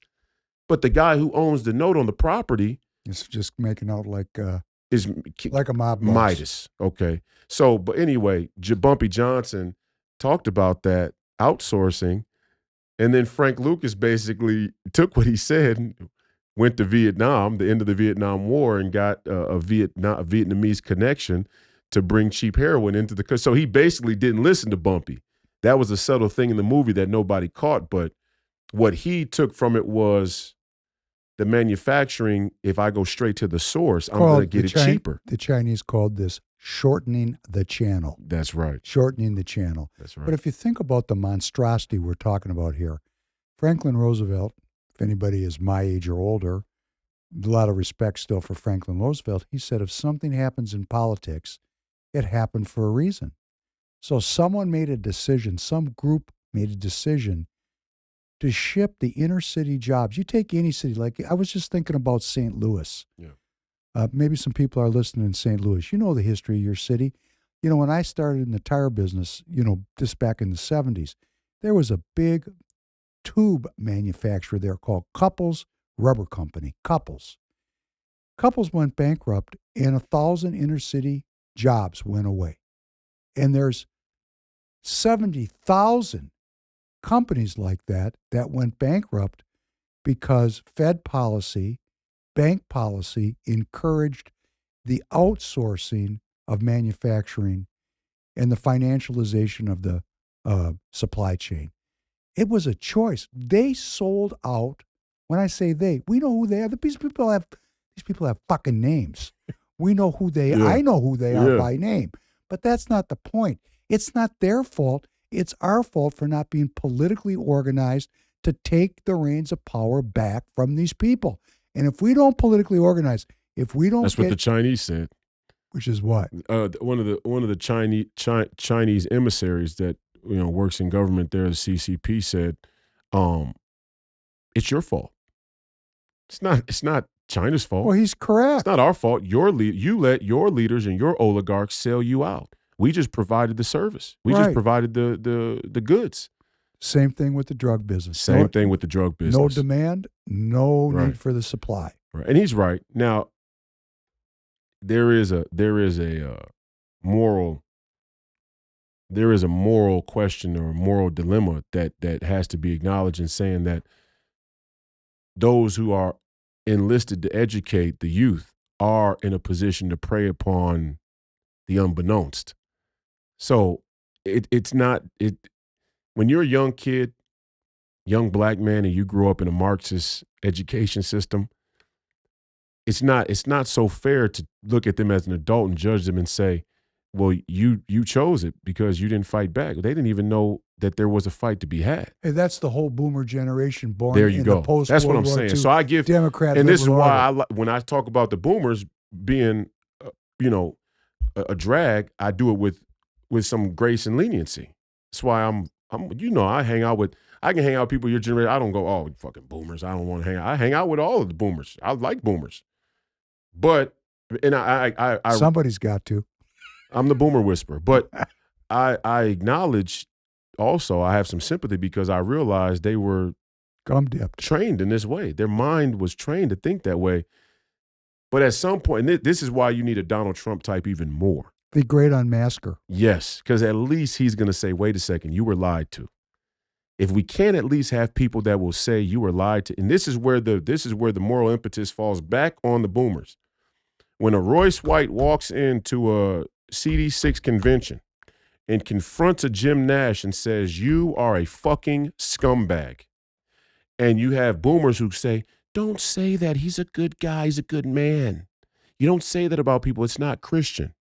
Now the culpability of your lack of civic duty falls back on you. If you just came up through a school system and you went to college, you started a job, and you never really took a fine look at these political issues, and you believe the headlines on CNN and the Star Tribune and everything around you, I get how you could be lost in the sauce. But when you see somebody stand up and go, wait a minute, something's not right here, and that little voice in your mind that goes, it'd be more convenient if this person just shut the fuck up, that makes you a coward. Now you're to blame. And that happened down there in CD6. I was a witness. And it happens a lot in the Minnesota Republican Party where, we'd rather not have any disturbances today. Let's just get through the process of convention or whatever the thing is that we're here to do. Let's just get through it. Because we don't really want to be here anyway? Well, then it's back on you. Okay, you could say you were brainwashed at the time where you encountered the truth. It's the same thing with Christianity. If you never encounter Christ, then you can't be condemned in my mind, in my opinion. So children, for example, who didn't have the choice to choose Christ or not, they can't be condemned to hell, in my opinion. There's some theologian that would challenge that and say everybody could rightfully be condemned to hell because Adam was the original sin and we all fall under his lineage. The father of our father's sin is one that we carry. I think God is a more forgiving God than that. So if you never encounter Christ, you can't be condemned. So these Buddhists who live in Southeast Asia, and they've never come across Christianity or there's probably still a place in heaven for them. There's probably a whole cohort of heaven of people who never encountered Christ. If you reject Christ, if you encounter Christ, if you know the scripture, if you come across Christianity and you deny it, you're cooked. Hey, there's a worse move. Use Christ. Well, yeah, that's the same. No, it's to use and reject is the same. Taking it up a notch. It is. You're right. That's elevated. It's an elevated infamia because Right. what you're doing is you're wrapping your unholy ambition in faith to confuse other people. Right. That's really, I think, Dirty. and that kind of typifies what we saw at CD3. That is when they say in the scripture, it says, don't let filth come out of your mouth. So you shouldn't use profanity. No. Wrapping yourself in Christ for your unholy and unrighteous ambitions is filthy. That's a filthy thing to do. That's what the commandment really means. It's really, there are scriptures about, swear words, but I mean, not everything is at the same level. And there's the one unforgivable sin is blaspheming against the Holy Spirit in the New Testament and in the Old Testament, using the Lord's name in vain. Those are unforgivable sins. Yeah. And I just want to get the political class away from that because I think it puts the entire country in danger. I mean, that you're asking for retribution.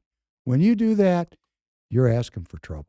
So, go ahead, China, yeah. Well, I'm just going to say the Chinese, apropos to that, they're hardcore Marxists. They're hardcore non-believers. They believe that there is no God. They have not experienced Christ. They haven't been brought to the threshold of making that choice. Yeah, I hear that, and that's at an individual level. But I would say at an individual level, right? But I will say that when the CCP made a categorical decision to prosecute and persecute the Uyghurs or the House Christians or the Tibetans, when they made it fiat in law that religion is not publicly allowed, they took their cross right there. I mean, they made a choice right there about. Well, they're just saying they're threatened by people being. But what I'm saying is, again, when you encounter the spiritual, when you encounter God and faith and religion, and you make a choice, you get to make that choice. Because people in the CCP could say, "Hey, we grew up in China, we believe in Tao or Buddha or the natural way or whatever." Cool.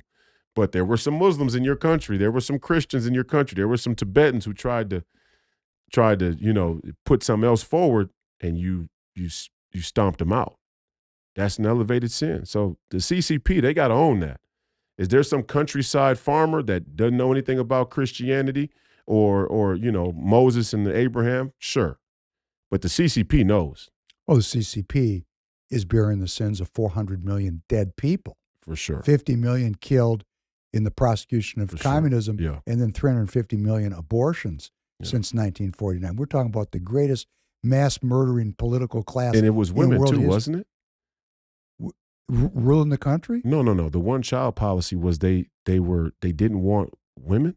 Well, culturally, because they were farmers. Yeah. If given a choice, firstborn child, right, and it was a girl, that girl got buried in the backyard. They wanted a boy to provide for them in their old age. Okay, but now imagine how you square this circle. For the Democrat Party, who is in charge of the Time's Up movement, it's proto-feminist and women-led. The whole thing is about the equality of women, pairing themselves and shilling for a country that medically killed off its female population. How do you square that circle? I don't think you can square it, and I'm going to tell you what's going on there now. There's a shortage of women, which now has elevated women to an unreasonable position of power. Should. Because there's a shortage thereof. Should. So it's really a twisted Gordian kind of a knot there, right? Man. And then Mao, of course, like good communists everywhere, liberated the women before he put a policy in place that made sure that they were going to be in short supply. So the women have a star on the flag. They got their own union. They're a core constituency of the leftists. That's worldwide. I mean, that's a worldwide leftist strategy. Leads to breaking the family. Interestingly, in China, they have communism in their own Chinese way. The family is still strong there. Responsibility is still strong. There's a lot of things about Chinese culture that's a holdover from long before the communists were there. And the communists have learned to capitalize upon that. For example, there's no social safety net there. There's no Social Security. There's no Medicaid. The party has all that cash. The sons take care of their parents. The daughters take care of their parents. They have an intact family structure. But that does not mean that the party is beyond weaponizing that family structure in an anti-American way, which is really an anti-British way. You know, there's a nationalism there. They've never had it so good like they got it right now, and they're saying Donald Trump's going to take it away from you. Yeah. So there's a real potential. China's on the rise. Well, China has risen. They've risen. And they don't want The managed decline of the West, and the inexorable rise of China. The second law of thermonuclear dynamics, the rise of China. Well, the point is That was what the NATO experts, all the geopolitical European Union, Davos style, screw Brussels. those people. They made our kids stupid. They said that China's rise is inevitable. Yeah, it is. So is ours. What we need to do as American citizens is grow a spine and get ready for the hard work that's required to maintain freedom. They'll snatch it away from us if we let them, because it's on now. This is what we don't understand as citizens. We're in World War III. It's popping off everywhere, from the Ukraine to Yemen, India, Pakistan, 2 armed nuclear powers. And in fact, the Chinese are involved in that. No doubt. Because the Chinese, I don't have any 8x10 glossies, but I think the Pakistanis are on the payroll. That's just my feeling. You got the South China Sea. We're in a world war, and we want to go on down to Costco and buy a cheap margarita ice maker. Oh, we're going to get our asses kicked. Now it's hard times make hard men. Yeah. So, okay, strap it on. I know this audience is ready to get down. We got to get down. We got to work. I've been saying on my podcast, when you have a $37 trillion debt and a $1 trillion trade deficit, it proves one fact certainly. We, as a people, take more than we give. That doesn't sound very Christian, does it? Kind of sounds anti-Christian. We take more than we give. We need to give more than we take. Or at least on an individual basis, let's be balanced about it. What'd they say? Leave the campground the way you found it. Clean up your mess. We've made such a fucking mess of our country. And when I say we, I mean my age cohort. We've stolen everything that's not tied down. Well, we got to give it back now. So if Donald Trump shows up, we got the tire business, TireGet, that's how we keep Free People Radio going. Yeah. I mean, we're caught up in this thing. We don't know what's going to happen. Yeah. But whatever it takes to maintain freedom, the price is not too high. You think about the people that signed that declaration. They're willing to die. Hell, are we willing to give up our trip to Costco every second? Come on. And that's what makes it, that's a perfect place to end right there. That sums it up right there. Is we're not asking you to die for it. Our founding fathers were willing to die. They revolted against the crown, and they were willing to take a dirt nap to be independent. We're not asking anybody to die.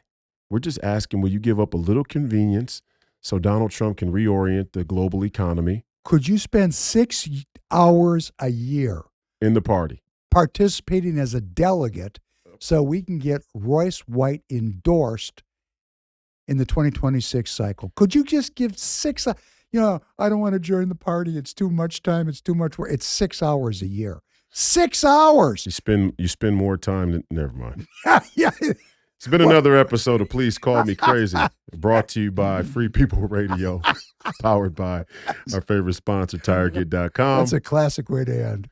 TireGate.com. You have to buy tires from somebody. You might as well buy them from us. Help fund the movement. Help support the movement. Free People Radio store. FreePeopleRadio.com. You can visit our store and buy merchandise and other apparel for the podcast to support the podcast.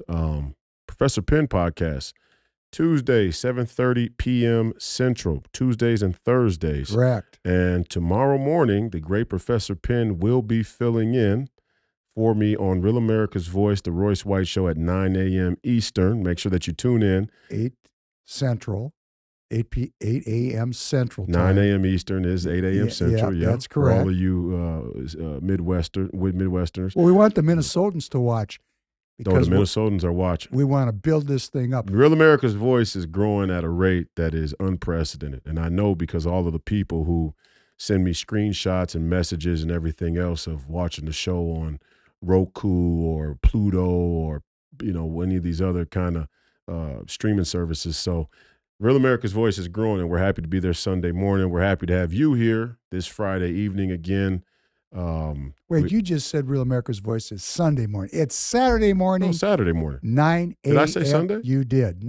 Saturday morning, 9 a.m. Eastern time. Let's get down. Saturday morning, tomorrow. No, I said tomorrow morning. Yeah, no, you said Sunday, but let's let it go. Okay, Saturday morning, tomorrow morning at 9 a.m. Eastern, the Royce White Show, hosted by the great Professor Penn. And I'm going to be listening to myself. I'm on the road to Oklahoma, Tulsa, Oklahoma.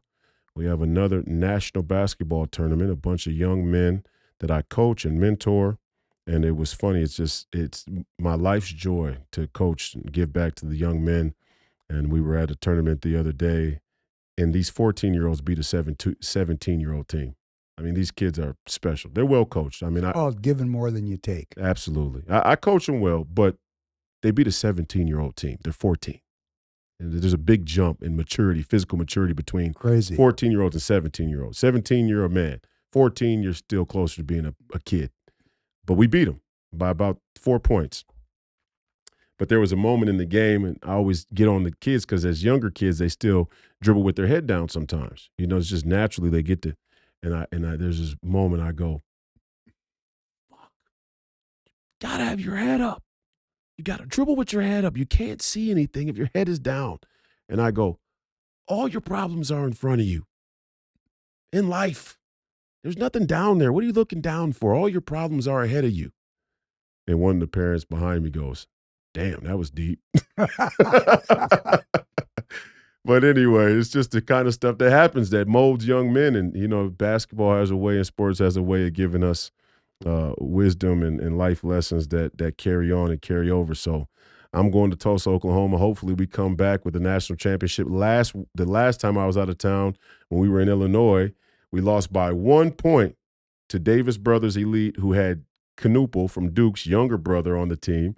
We lost by 1 point. We were up 3 with 50 seconds left, and we gave the game away. A couple controversial calls. You know how it goes. Anyway, that team went on to lose in the championship by 4 points. So we're right in the mix of being one of the best teams in the entire Midwest region. And by that standard, probably one of the best teams our age in the whole country. So we're hunting our first national championship this weekend in Tulsa, Oklahoma. Beautiful MAGA Oklahoma, the most MAGA state in the union. No. We got 2 minutes left. Okay. I'm going to say 3 words. Yeah. Senator James Langford. It's not that Rhino. Yes. But in general, Oklahoma is completely red. Every county voted red, but the apparatus in that state, in Rhino. every state, we got to go to work 6 hours a year. Still, that's all we're asking for. Professor Penn, 6 hours. Professor Penn still Rhino killing in the final moments of the HEBROES. It's 24 hours a day, 7 days a week, baby. I'm not mad at you. We appreciate you all being Thanks here this very week. much. And thank you, Professor Penn. We'll see you tomorrow for the Royce White Show at 9 a.m. Eastern. Make sure you bring the Rhino killing to the desk tomorrow. Everybody else, enjoy your Friday evening. We're glad you were here. Please tune in this weekend, and we'll see you again on Monday. Godspeed to you.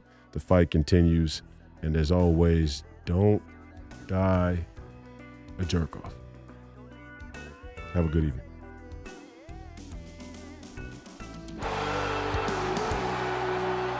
Everything's up on the bar. We're all in.